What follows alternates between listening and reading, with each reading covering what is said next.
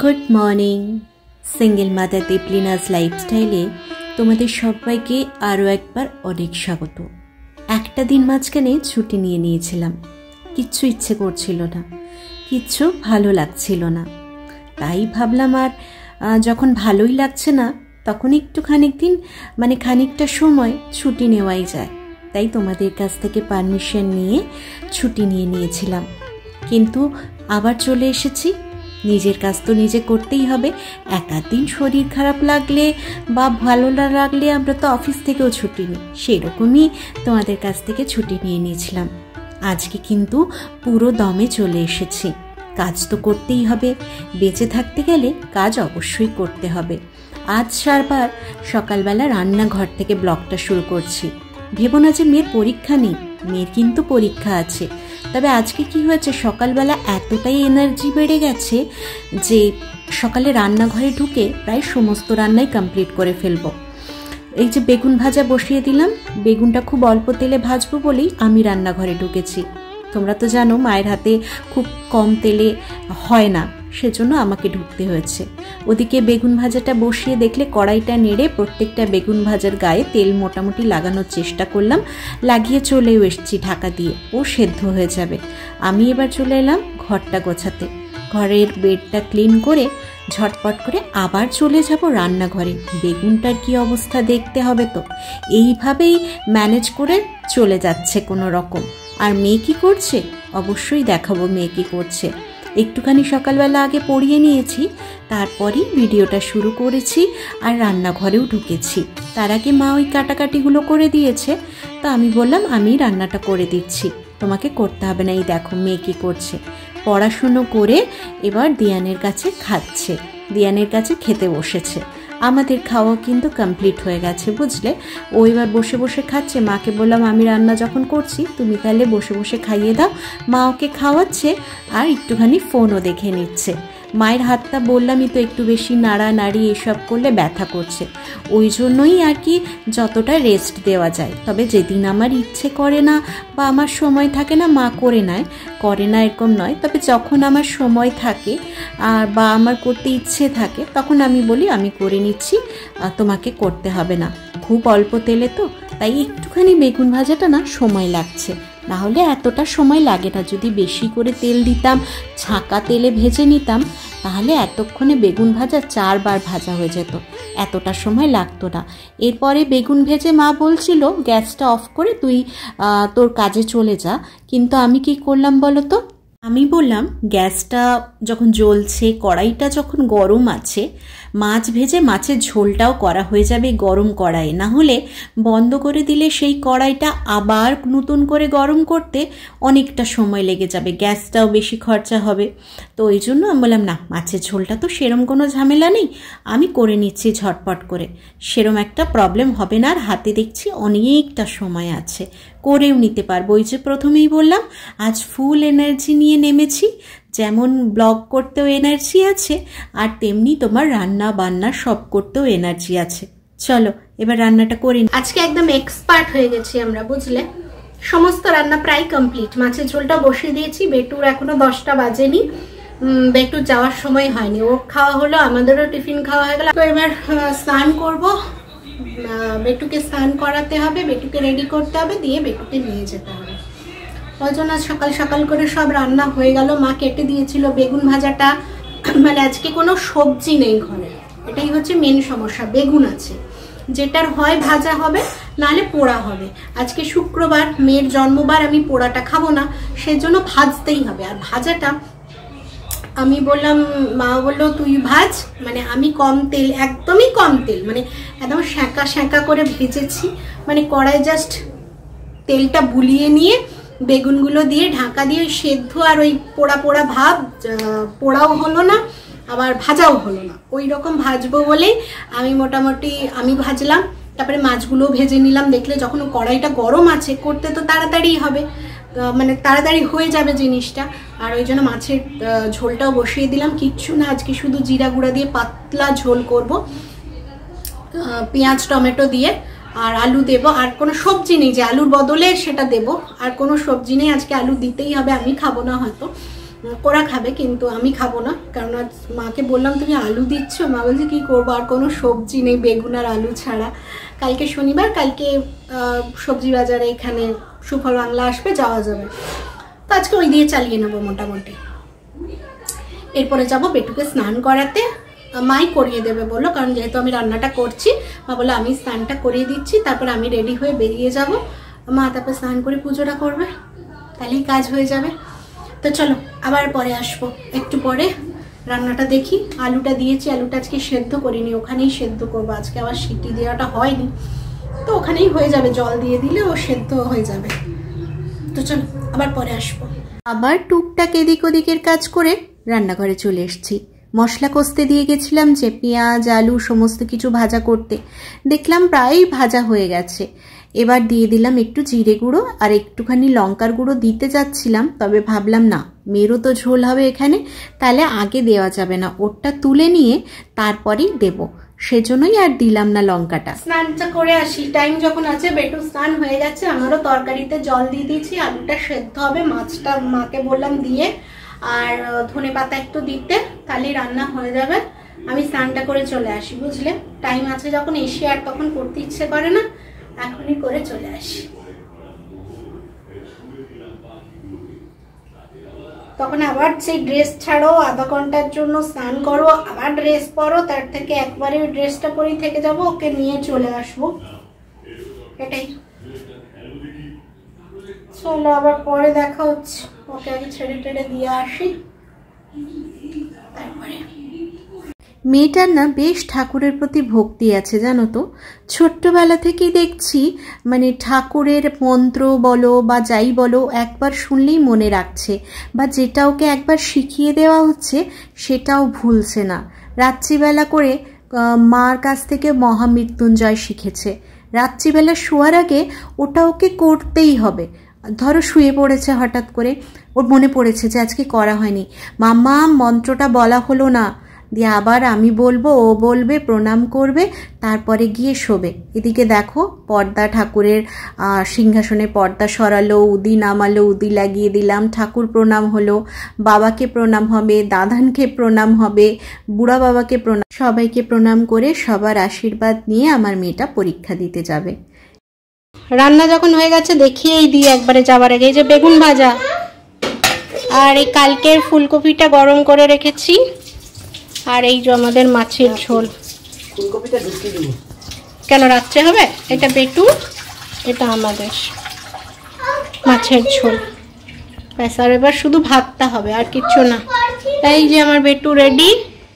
বাবা একটা I card করতে পারছে না, সোজা করো, আমি পরিয়ে দেবো, রাখো। আমিও রেডি হয়ে গেছি, এবার বেরিয়ে যাব। এখন আবার আঙ্কেল একটু তাড়াতাড়ি আসছে না বাবাই? কালকে ছুটতে হয়েছে, আঙ্কেল এসে গেছে, আমরা ছুটছি দুজনে, আঙ্কেল দাঁড়িয়ে আছে, আমরা ছুটছি, তো ওই জন্য একটু আগেই নেমে যাবো। এরকম বললো আঙ্কেল তোকে, হ্যালো হ্যালো হ্যালো।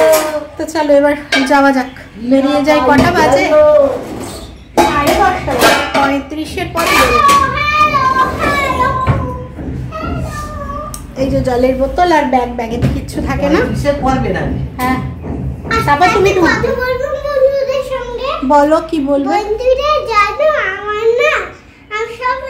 আমি যখন এক্সামে না, আমি সব পারছি করতে, আমি আগে দেখে নিচ্ছি, পড়ে নিচ্ছি, এই পড়তে বসেছিলাম, পড়ে নিলাম, রেক্টেঙ্গেল করে, তারপরে এখন যাও দেখি পারি নাকি। পারবে, তুমি তো বলছো তুমি তো সব পারছো, তুমি পারবে না এটা হতে পারে? ভেবে ভেবে বলবে, তাহলেই তুমি সব পারবে। শুনেছো বন্ধুরা, তোমাদের বন্ধু বলে দিল ও একটু পড়ে নিচ্ছে, তারপরে পরীক্ষা দিচ্ছে, খুব ভালো পরীক্ষা হচ্ছে। তোমাদের বন্ধু তারপরে সাই বাবার টিকা লাগিয়ে আরো ভালো হচ্ছে, গলায় লাগাচ্ছে, কপালে লাগাচ্ছে, খাচ্ছে, তাহলে তো ভালো হবেই। দেখেছো কেন ব্লগ করছে জানো বন্ধুরা, হাসি লাগে ওর মুখে এটা শুনতে, জানো বন্ধুরা, খুব হাসি লাগে। চলো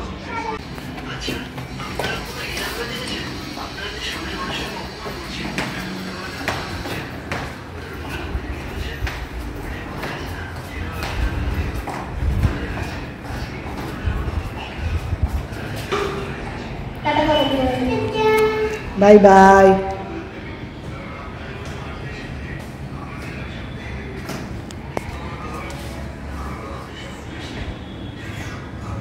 Rectangle, square, oval. Hey, rectangle, square, oval.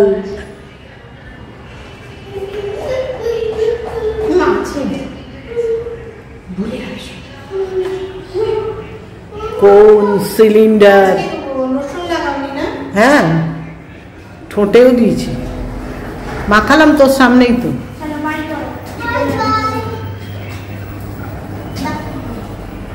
আজকে না ভিডিও করা হয়নি, এসে একটু কাজ করছিলাম ওই জন্য ভিডিও করা হয়নি। এখন মেয়েকে আনতে যাচ্ছি, নিচে এসে দাঁড়ালাম, ও আসছে, দিয়ে বেরিয়ে যাব। এসে ওই আধ ঘন্টা 1 ঘন্টা মতো সময় থাকে। ভাত বসালাম, ভাতটা ফোটালাম, তারপরেই একটু কাজ করতে রয়ে গেছিলাম, ওই জন্যই আর হয়নি, বুঝলে তো। তো এখন যাচ্ছি, ওকে নিয়ে আসি। 1টা বাজতে এখনও 10-20 মিনিট বাকি আছে, পরে দেখা হচ্ছে। দীর্ঘ কয়েক বছর একলা চলতে চলতে অনেকটা অভ্যেস হয়ে গেছে জানো। কি করব, ভাগ্যের ফের, আমাদের তো মেনে নিতেই হবে। তবে কি জানো, একা চলতে চলতেও মনে হয় তুমি আমার পাশে আছো, তোমায় অনুভব করি। আবার মাঝে মাঝে পাশে তাকিয়ে কথাও বলি। কেউ দেখলে হয়তো পাগল ভাববে, তবে আমার কিছু তাতে যায় আসে না। আমার যেটা ভালো লাগে আমি সেটাই করি। মেয়েকে নিয়ে চলে এসেছি, ড্রেস চেঞ্জ হয়ে গেছে, ও খেতেও বসে গেছে, শুকনো ভাতই খেয়ে যাচ্ছে। ওর আর কি, দেখো নতুন ড্রেস পরেছে, ওই জন্য আজকে নাকি একদম পুরো নিজের হাতে খাবে বলেছে। ভাত নিয়ে বসে গেছে, এই যে আমাদের ভাত, স্যালাড, বেগুন ভাজা, বেগুন ভাজা নয়, বেগুন শেকা, বেগুন শেকা, আর এই মাছের ঝোল। আমাদেরও মাছের ঝোল। ওর বাবা নুনটা আছে, মাখি আগে, দাঁড়াও, আজকে তো পুরা খেতে পারবো না। ওই যে মাছের ঝোল করে দিয়ে গেছিলাম। চলো খেয়ে নি আমরা। হ্যাঁ আমরা খেয়ে নি, বলো খেয়ে নি, তারপরে আসবো।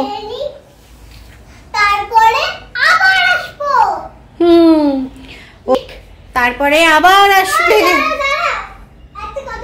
বলো।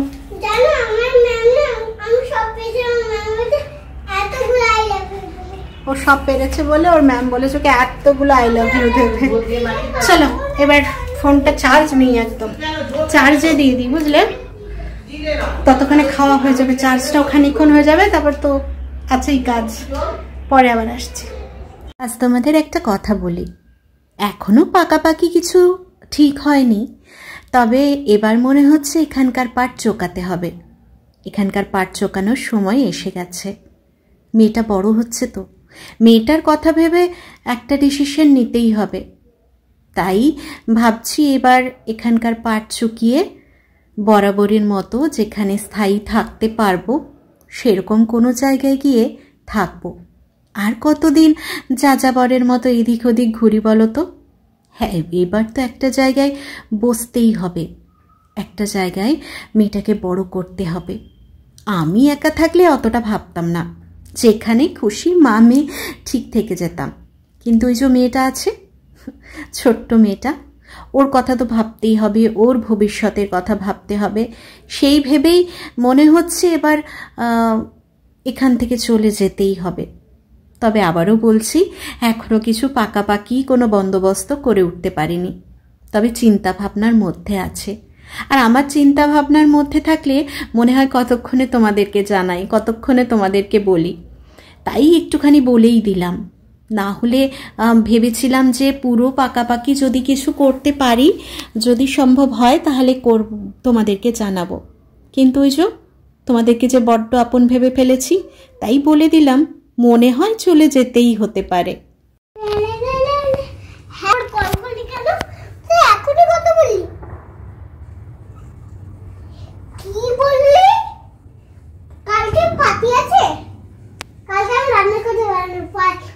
তোমার রোজ পার্টি, রোজ হাঁটি করলে আমার রান্নার লোক, এরকম রান্নার লোক রাখবো না।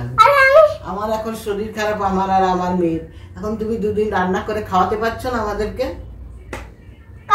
কালকে আমি 2 দিন তো খাবি, 2 দিন তো রান্না করে দেবো, কিন্তু আমার সকালে রান্না করে দিয়ে চলে যাবে, আমরা 2 বেলা খাবো, আর রান্না করবে। সকালে তো আর পার্টি নাই, পার্টিটা তো রাত্রে। সকালে আমি কি ডিনার বানাবো তোমাদের? সকালে ডিনার, সকালে ব্রেকফাস্ট। সকালে ব্রেকফাস্টটা বানাবো। ব্রেকফাস্টে রুটি তরকারি বানিয়ে দিবে, আর ডিনারে একটু মাছের ঝোল ভাত হলেই হবে, আর কিছু চাই না। ঠিক আছে, কিন্তু আমাকে আমার একটা বান্ধবী ছিল, সে এখন একটু পরে কল করছি, আমি কেটে দিয়েছি। আচ্ছা তাহলে কথা বলে নাও। ঠিক আছে। হ্যালো, কি রে তোর একটা কথা নেই? আরে এখন একটু কাজ করছি আমি, আর কালকে পার্টি আছে, তুই আসবি তো? ও বারবারই বলছে কাল পার্টি আসবে। তো যাও পার্টিতে, আমি কি না বলেছি? কালকে পার্টিতে কত 50 টাকা দিলে হয়ে যাবে পার্টি যাওয়া? আমার কাছে পয়সা আছে। ও তোমার কাছে পয়সা আছে?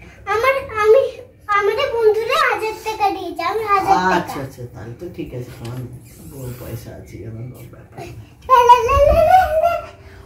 একটা সেলফি তুলো না তোমার ফোন থেকে, আমার আর তোমার। এটা তো ফটো তোলা হচ্ছে, তুমি তো তোমার সেলফিটা তুলছো, আমার কই তুলছো? ঠিক আছে, তুমি পোজ না দিলে তো তোমার ফটো আমি করব না।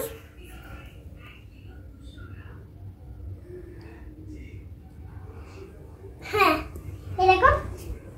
বাহ, দারুণ ফটোটা উঠেছে তো আমার। আর এখন আমার পাকুনিমার খেলা দেখলে? এই রকম সারাদিন আমাদের সঙ্গে এরকম পাকুনি খেলা খেলে, খেলাধুলা করে চলে এসছে। মা আজকে দুটোই পরোটা করবে, মা বললো তোকে করতে হবে না, মেয়ের তো আলুর পরোটা করবে, আজ আর কিচ্ছু নেই, সিমুই নেই ঘরে, কিচ্ছু নেই, ওই জন্য আলুর পরোটা খাবে। তো একটা জায়গায় দুটো হয়ে গেছে, মা বললো ওই দুটোই করবে। আর আমি কি খাবো কোনো ঠিক নেই, মা তো ভাত খাবে আজকে, দেখতেই পারবে। আর এদিকে দেখো দিদা বসে বসে হাসছে। আমার মেয়ে একটা আমার পার্সেল এসছে, সেইটা নিয়ে ব্যস্ত হয়ে যাচ্ছে। কি এসেছে মায়ের? পার্সেলটা কালকে খুলে দেবো। চলো, তোমার পরোটা হয়ে গেছে, গরম গরম খেয়ে ফেলো তুমি এবার। মা বসে যাও। মা বসে পড়ো, ডায়েট করো। না মত কই যা ধো।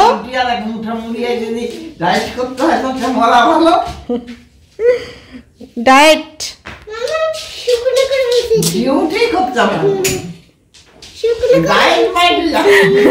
ডায়েট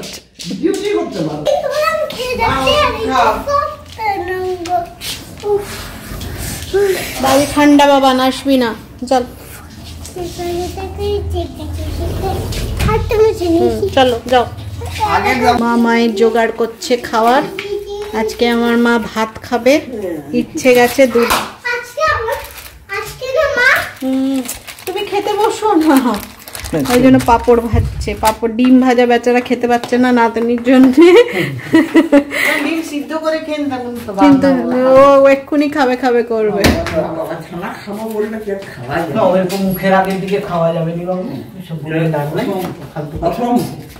চলো আজকের ভিডিওটা এখানেই শেষ করছি, সবাইকে দিয়ে তুমি গুড নাইট করে দাও।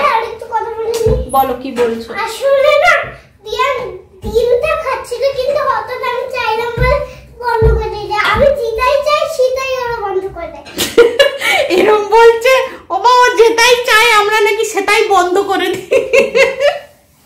আর দেখো আরেকটা কথা, তিনটে আর হলো দিয়ে দেখো রান্নাও করছিল, ততক্ষণ মুনে গিয়ে জল খেতে লাগলো, তারপর এখন মুনে খাবার খেতে আসবে, তারপরে হ্যাঁ ঠিক আছে, হয়ে গেছে তোমার ব্লগ শেষ, তুমি গুড নাইট করে দাও। Bye bye, good night. ভিডিওটা এখানেই শেষ করছি, সবাই ভালো থেকো, সুস্থ থেকো। আবার কালকে নতুন কোনো ভিডিও নিয়ে তোমাদের দেবলিনা তোমাদের সামনে হাজির হয়ে যাবে। তো আজকের মতো এখন সবাই খেতে বসে গেছে, আমিও খেতে বসে যাব। টাটা।